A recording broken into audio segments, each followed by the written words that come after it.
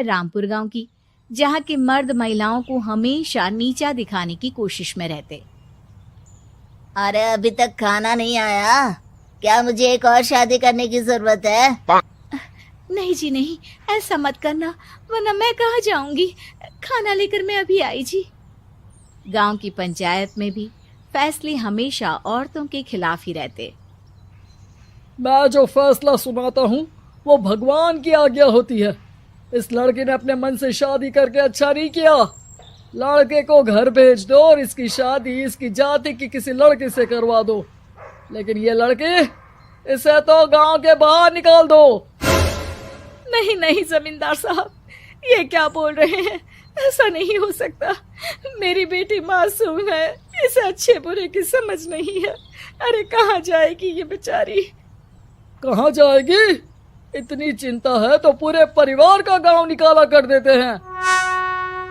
बेचारे पूरे बसे बसाए परिवार को गांव छोड़ना पड़ता है। चाहे जो हो, अगर बेटियों को कंट्रोल नहीं कर सकते तो गांव में रहने का कोई मतलब नहीं है। यहाँ औरतों को दब कर रहना होगा। कोई भी अपने हिसाब से कुछ नहीं कर सकता, सब ईश्वर की मर्जी से ही होगा। तभी गांव का एक आदमी दौड़ा दौड़ा आता है। सरपंच साहब, जमींदार साहब, वो कालिया है ना, उसकी बेटी पढ़ने के लिए शहर जा रही है। अच्छा, ये कब हो गया? और कालिया की हिम्मत कैसे हो गई ऐसा करने की? लेकर आओ उसे और उसकी बेटी को। बस फिर क्या था, हाजिर हो जाते हैं कालिया और उसकी बेटी सरपंच के सामने। अरे कालिया, ये क्या सुनने में आ रहा है? बेटी को इंजीनियर बना रहा है तू? और ये बता, गांव में तो स्कूल नहीं है, फिर कहां से इतनी क्लास पास कर गई तेरी बेटी? राधा, जो कि कालिया की बेटी है, उसे लगता है कि सरपंच उसकी तारीफ कर रहे हैं। सरपंच जी, मैंने ऑनलाइन पढ़ाई की है, डिस्टेंस लर्निंग से। सभी में मैंने अच्छे नंबर पाए हैं, जिसे देखते हुए शहर की इंजीनियरिंग कॉलेज में मुझे स्कॉलरशिप मिली है।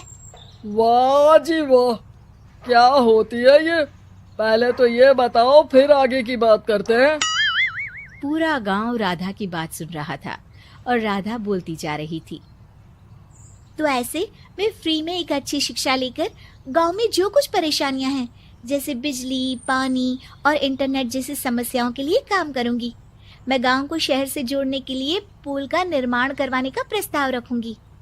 मुझे पूरी उम्मीद है कि जल्द ही हमारा गांव भी तरक्की की राह पर चल पड़ेगा। राधा की बात सुनकर सारे गांव वाले ताली बजाने लगते हैं। सरपंच को समझ नहीं आता कि वो क्या करे। चुप रह नादान लड़की, गांव के खिलाफ जाने के लिए तुझे गांव से बेदखल कर दिया जाएगा, वो भी पूरे परिवार के साथ। और हाँ, अगर ठीक से गांव में रहना चाहती है तो ये पढ़ाई लिखाई छोड़ दे। हम तेरे लिए गांव का कोई होनहार लड़का देखेंगे। तभी गांव का एक आदमी बोल पड़ता है। अरे नहीं नहीं सरपंच जी, राधा बिटिया जो बता रही है, अगर वैसा हो जाए तो हम लोगों को पैसा कमाने के लिए बाहर नहीं जाना पड़ेगा। हाँ जी, और ना ही कोसों दूर पानी के लिए भटकना पड़ेगा। हमारे बच्चे भी अच्छी पढ़ाई कर सकेंगे और आगे बढ़ेंगे, ना कि हमारी तरह खेती करते बैठेंगे। क्यों गांव वालों, राधा बिटिया का साथ देना चाहिए ना। सरपंच देखता है कि गांव राधा के साथ है तो वो चुप हो जाता है। वो घर आकर अपने सलाहकार से बात करता है, जो बहुत ही चालाक किस्म का इंसान होता है। अरे सरपंच साहब, आपको बहुत ही होशियारी से काम लेना पड़ेगा। एक बार गांव तरक्की कर गया, यहाँ के बालक पढ़ लिए तो कोई ना पूछेगा आपको।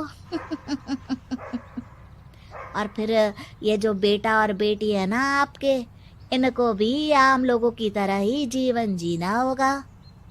हाँ, लेकिन करे तो क्या करे? वो ना आप मुझ पर छोड़ दीजिए, बस मैं जैसा बोलूं करते जाइए। अगले रोज सुबह जब गांव वाले सोकर उठते हैं तो राधा के घर के बाहर और साथ ही वो लोग जिन्होंने राधा का सपोर्ट किया था, उनके घर के आगे लाल रंग से कल आऊंगी लिखा होता है। कल आऊंगी, ये क्या होता है? अरे यह तो खून से लिखा है, लगता है कोई भूत प्रेत या चुड़ैल का साया है। चलो सरपंच जी के पास चलते हैं। सभी सरपंच के पास जाकर उसे सारी बात बताते हैं।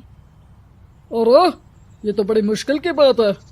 चलो मैं एक बाबा को जानता हूँ, उन्हें बुला लेता हूँ। सरपंच बाबा को लेकर गांव के घर के बाहर जाता है। ओहो, तो ये वो चुड़ैल है जो उन लोगों को निशाना बनाते हैं जो गांव को बदलने का सपना देखते हैं। वो गांव को ऐसे ही संपन्न देखना चाहती है।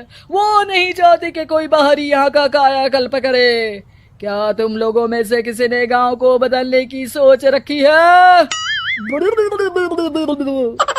तभी राधा की माँ रोते रोते आती है।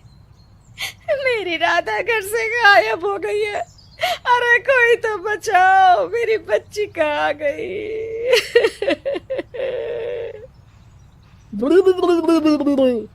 ले गई वो चुड़ैल, तेरी बच्ची को ले गई।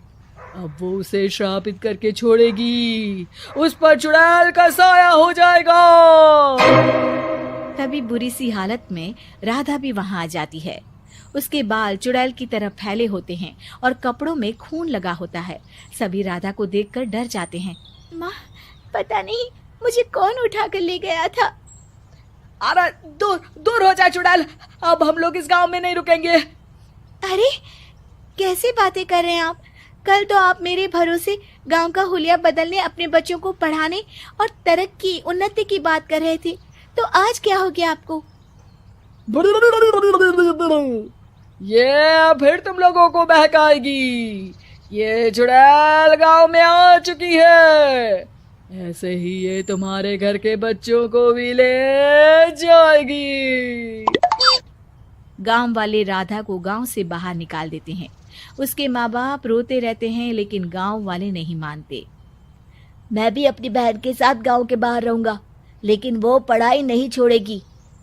वहीं सरपंच के घर पर सलाहकार कहता है। देखा, सांप भी मर गया और लाठी भी नहीं टूटी।